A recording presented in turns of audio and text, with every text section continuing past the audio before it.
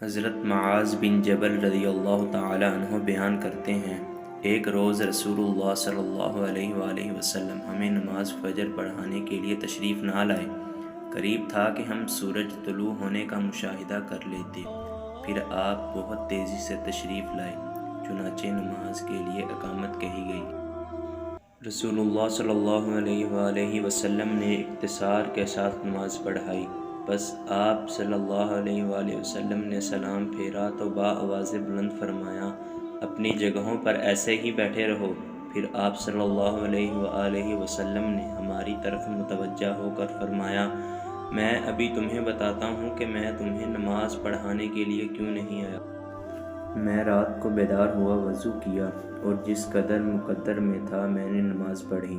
مجھے نماز میں اونگ آنے لگی، حتیٰ کہ وہ مجھ پر غالب آ گئی۔ تب میں نے اپنے رب تبارک و تعالی کو بہترین صورت میں دیکھا، چنانچہ اس نے فرمایا، محمد۔ میں نے عرض کیا، میرے رب حاضر ہوں۔ فرمایا، فرشتے کس چیز کے بارے میں بحث و مباحثہ کر رہے ہیں؟ میں نے عرض کیا، میں نہیں جانتا۔ اللہ تعالیٰ نے 3 مرتبہ ایسے فرمایا۔ آپ صلی اللہ علیہ وآلہ وسلم نے فرمایا، میں نے اسے دیکھا، اس نے اپنا ہاتھ میرے کندھوں کے درمیان رکھا، حتیٰ کہ میں نے اس کی انگلیوں کے پوروں کی ٹھنڈک اپنے قلب و صدر میں محسوس کی، اور میرے سامنے ہر چیز واضح ہو گئی اور میں نے پہچان لی۔ پھر رب تعالیٰ نے فرمایا، محمد۔ میں نے عرض کیا، میرے رب حاضر ہوں۔ فرمایا، مقرب فرشتے کس چیز کے بارے میں بحث و مباحثہ کر رہے ہیں؟ میں نے عرض کیا، گناہ مٹا دینے والے اعمال کے بارے میں۔ فرمایا، وہ کیا ہیں؟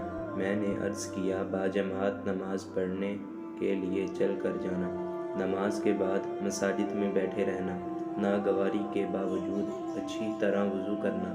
فرمایا، پھر وہ کس چیز کے بارے میں بحث کر رہے ہیں؟